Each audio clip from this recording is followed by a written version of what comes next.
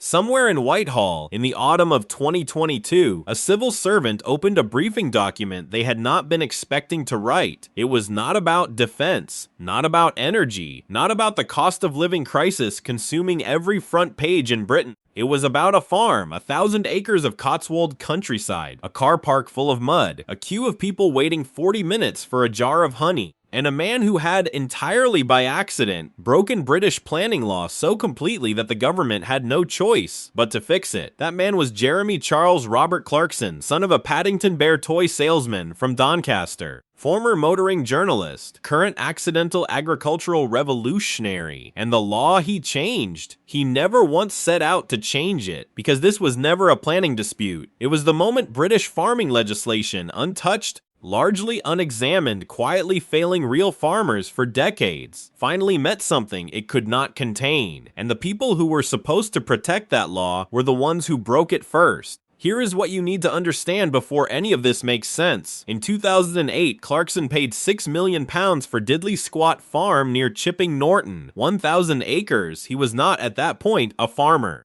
He was a man who owned land and paid someone else to farm it. That arrangement held for over a decade. Nobody in local government had any particular reason to notice him. Then came 2020. The farm manager left. Clarkson, against the advice of almost everyone who knew anything about agriculture, decided to farm it himself. Year one profit, 144 towns, not 144,000 pounds, not 1.44 million towns, 144 pounds on 1,000 acres. After a full year of work, he opened a farm shop to survive, a small converted lambing shed, locally sourced products, honest margins, the kind of thing that rural planning authorities typically describe as exactly what they want to encourage. West Oxfordshire District Council described it differently. If you are finding this as interesting as we do, subscribe now, because this story goes somewhere almost as nobody has reported, and you will want to be there when it does. They called it a change of use, an unauthorized commercial development, a threat to the character of the rural landscape. They issued an enforcement notice, then another. Then, when Clarkson appealed, they imposed a sourcing restriction so specific it became famous in agricultural law circles within 12 months of being written. 16 miles. Every product sold at Diddley Squat had to be sourced from within 16 miles of the farm. The council believed this was a proportionate condition. What they had actually done was create a legal precedent that no British planning authority had ever attempted before, and in doing so, exposed a gap in rural planning law so large that Parliament could park a combine harvester through it. Because here is what nobody in that council chamber had apparently read. The Deregulation Act 2015, the Agricultural Tenancies Act 1995,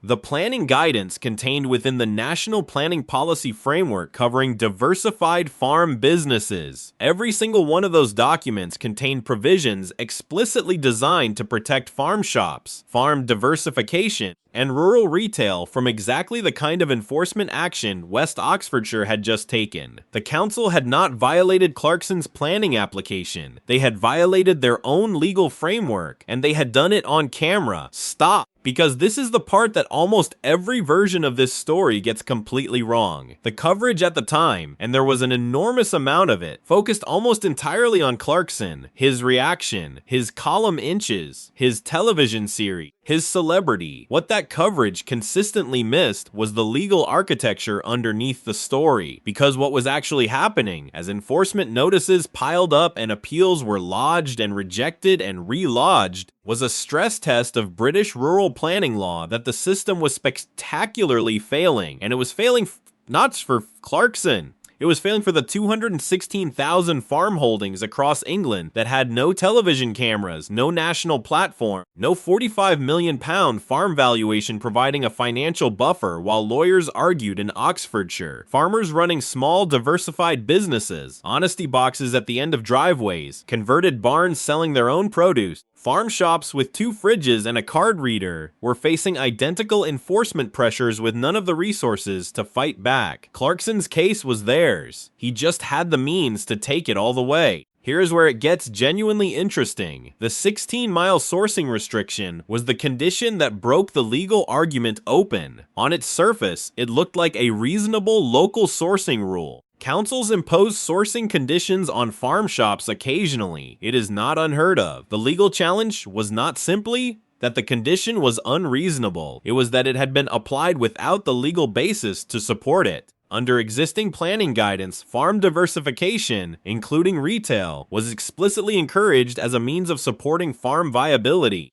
The National Planning Policy Framework stated clearly that planning policies should support the sustainable growth of rural businesses. Local planning authorities were required to take that guidance into account. West Oxfordshire had not taken it into account. They had imposed a restriction that effectively made the farm shop unviable, sourcing within 16 miles of a Cotswolds farm in a landscape with limited local food production, without demonstrating the legal necessity that planning law required for such a condition to stand. The Planning Inspectorate noticed, the Department for Leveling Up, Housing and Communities noticed, and then, in a development that almost nobody in the mainstream press adequately reported, the government began to move. If you have not subscribed yet, do it now, because what comes next is the part of this story that the mainstream press never adequately reported, and it is the part that actually matters. In 2023, the government published revised National Planning Policy Framework Guidance. The revisions strengthened protections for farm diversification.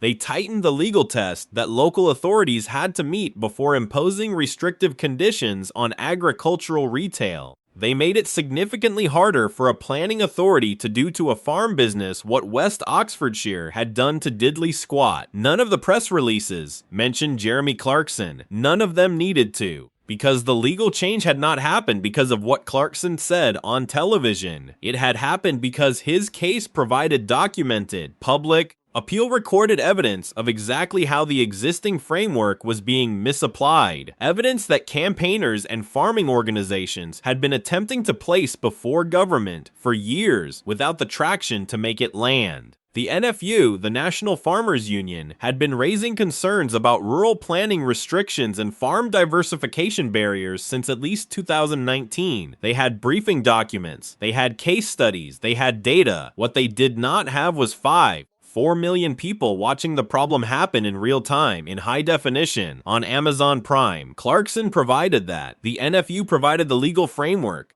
And Parliament, faced with documented evidence of its own planning guidance being ignored at scale, quietly rewrote the rules. The council thought they were protecting the rural landscape. They were writing the case study that changed it. Now here is what nobody has joined together properly, because the legal change, significant as it is only the first layer of what Clarkson's planning battle actually produced. Go deeper. The enforcement notices, the appeals, the sourcing restrictions, all of that generated something that no lobbying campaign, no parliamentary debate, and no NFU briefing document could have generated alone. It generated public anger with a named target. West Oxfordshire District Council became briefly the most famous local planning authority in Britain, not for anything they had planned, not for any policy achievement, for attempting to shut down a farm shop and discovering on national television that the law did not actually support what they were trying to do. That public anger had an effect that is difficult to quantify but impossible to dismiss. Planning authorities across rural England became temporarily, measurably, more cautious about issuing enforcement notices against farm diversification business. Farmers began appealing decisions they would previously have accepted. Rural planning solicitors reported increased inquiries from farm business owners who had, for the first time, a clear public example of a planning authority overreaching, and a clear public example of what happened when you pushed back. The Shadow-Gen mile restriction that the council thought was a reasonable condition became, in agricultural legal circles, a shorthand term for exactly the kind of poorly evidenced planning imposition that appeals panels should reject. It still is. Here is the counter-gen intuitive truth at the center of all of this. Clarkson never lobbied for a law change. He never wrote to his MP. He never published a manifesto. He never stood at a farming conference and demanded reform. He never even particularly framed his planning battle as a systemic issue.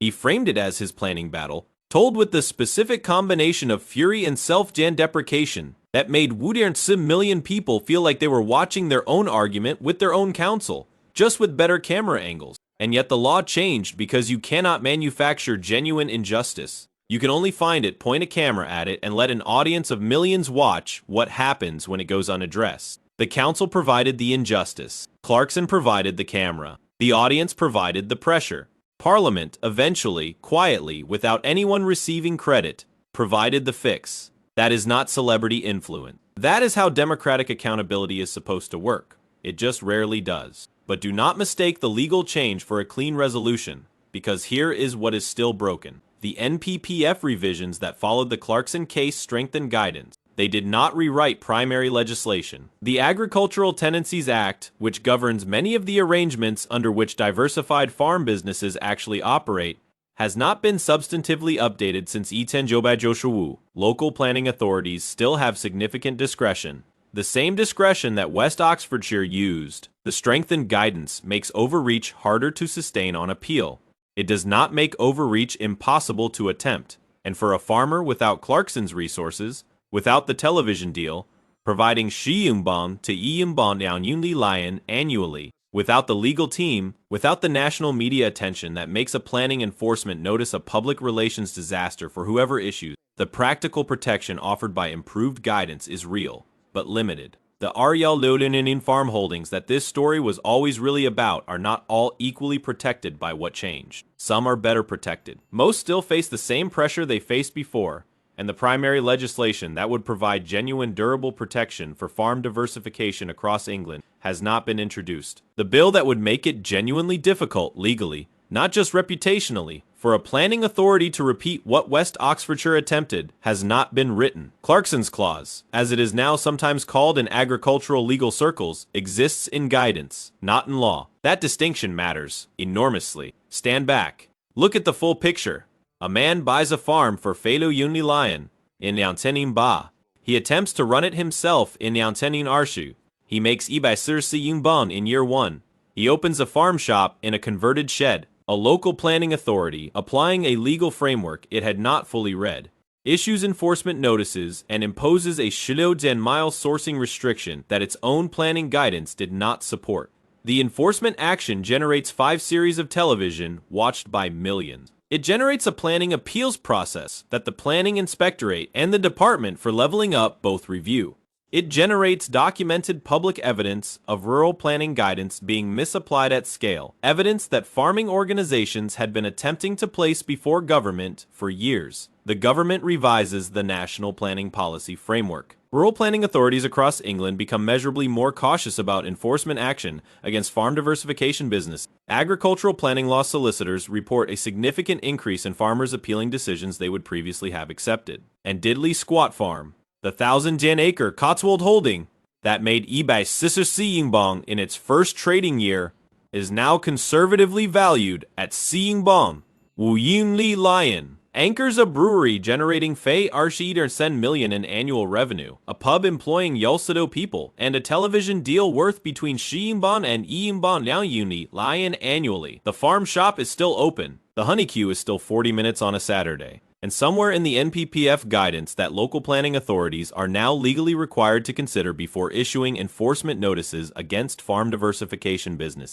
There is a clause that did not exist before West Oxfordshire tried to shut down a lambing shed. They thought they were applying planning law. They were writing agricultural history. What comes next matters more than the story so far, because the political appetite for primary legislation, the kind that would permanently close the gap that Clarkson's case exposed, has not yet produced a bill. The guidance change is real. The legal protection it provides is real. But guidance can be revised again. Guidance can be interpreted narrowly. Guidance does not carry the same weight in a courtroom that primary legislation does. The farming organizations that use the Clarkson case to press their argument, the NFU, the Tenant Farmers Association, rural planning reform advocates, are still pressing.